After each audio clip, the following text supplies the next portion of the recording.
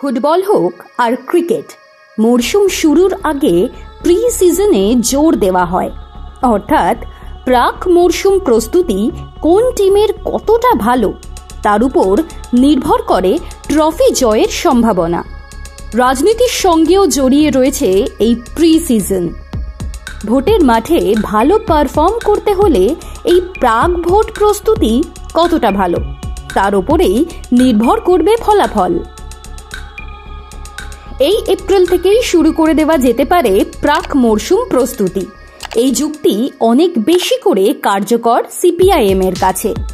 2011 সালে তৃণমূলের কাছে ক্ষমতা হারিয়েছে বামেরা। 2021 সাল থেকে এই রাজ্য শূন্য। নিঃস্ব লাল ঝান্ডা নতুন করে আলোড়ন তুলতে পারে বাংলায়। আবার ক্ষমতায় ফিরবে সিপিআইএম। বেশ কিছু যুক্তি কিন্তু মুক্তোর মতো ছড়িয়ে ছিটিয়ে রয়েছে।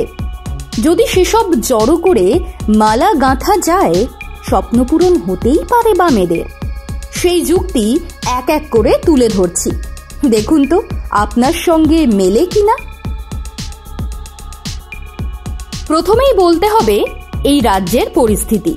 একাধিক দুর্নীতিতে অভিযুক্ত তৃণমূল কংগ্রেস, যা মমতা বন্দ্যোপাধ্যায় সরকারের প্রতি সাধারণ মানুষের আস্থা ক্রমশ টলিয়ে দিচ্ছে। আরজিকর থেকে এসএসসি বারবার পথে নেমে মানুষ বুঝিয়ে দিয়েছে গলা তুলতে হবে, সংগঠিত হতে হবে।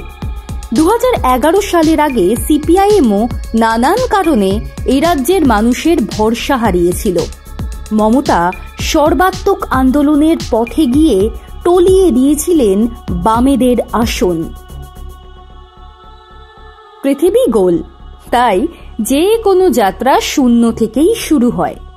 সিপিআইএম এর এই শূন্যতা তৃণমূলের বিরুদ্ধে যাত্রা শুরুর ইঙ্গিত বললে কি ভুল বলা হবে?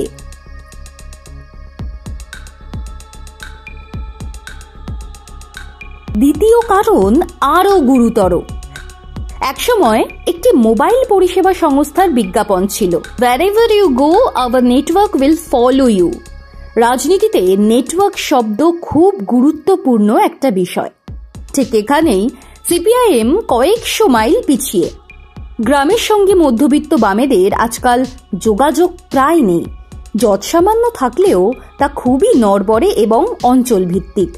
ক্ষেত মজুর, কৃষক, শ্রমিক সমাজের বন্ধু হিসেবে একসময় পরিচিত ছিল লাল ঝান্ডা। 1977 সালে পারস্পরিক সম্পর্কের এই ভিত্তিতেই দীর্ঘমেয়াদী ক্ষমতায় আসতে পেরেছিল সিপিআইএম। এই বন্ধুত্ব ফেরাতে হবে আবার। এক্ষেত্রে আরও বড় সমস্যা, এই ক্ষেত মজুর, কৃষক, শ্রমিক সমাজের প্রতিনিধি নেই, যে কারণে দলের ভিতর ও বাইরে তাদের কথা বলার কেউ নেই। হালফিলে বন্যা টুডু উঠে এসেছেন হুগলি থেকে, কিন্তু একা বন্যা কি করবেন?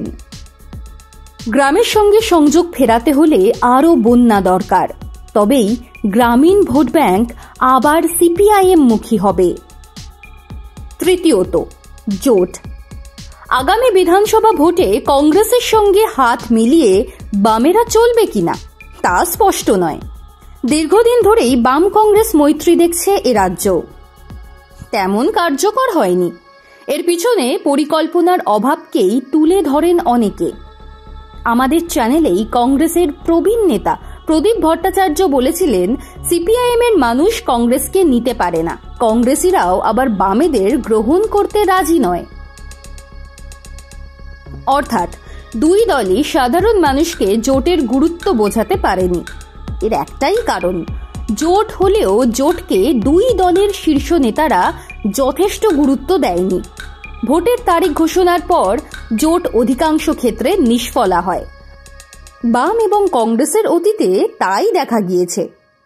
হাতে 1 বছর সময়, জোট চাইলে এখন থেকেই হাত ধরুক দুই দল।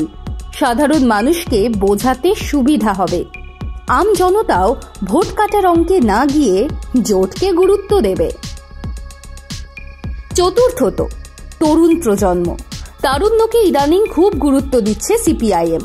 দলের ভবিষ্যতের কথা ভেবে এটা করতেই হবে। যে তরুণ নেতা নেত্রীকে ভবিষ্যৎ ধরা হচ্ছে, তাঁরা ভোটের ময়দানে কিন্তু নতুন নন।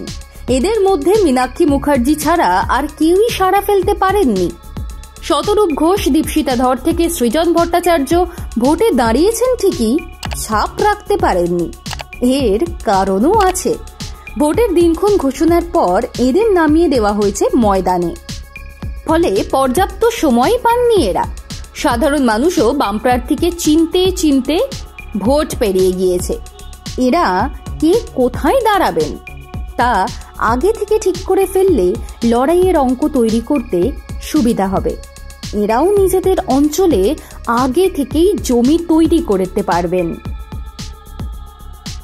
পঞ্চম এবং সবচেয়ে গুরুত্বপূর্ণ বিষয়, এই মুহূর্তে সিপিএম এর শক্ত জমি কোথায়? মুর্শিদাবাদ। গত লোকসভা নির্বাচনে মোহাম্মদ সেলিম দাঁড়িয়েছিলেন, কিন্তু শেষ রক্ষা হয়নি। তা না হলেও রানী বাঁধের মতো জায়গায় বামেরা কিন্তু ঘাঁটি তৈরি করতে পেরেছে। আবার রায়গঞ্জের চাকুলিয়ায় কংগ্রেস ছাপ রেখেছে। একই রকম পরিস্থিতি মালদা উত্তরে। 4টি সিটে কংগ্রেস কিন্তু জমি শক্ত করতে পেরেছে।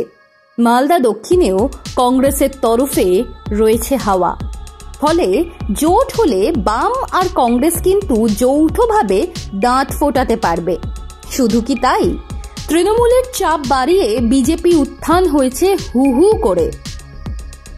গেরুয়া শিবিরকেও পাল্টা লড়াই দিতে পারবে বাম কংগ্রেস। বিশেষজ্ঞরা বলেন, ভোট অঙ্কের খেলা।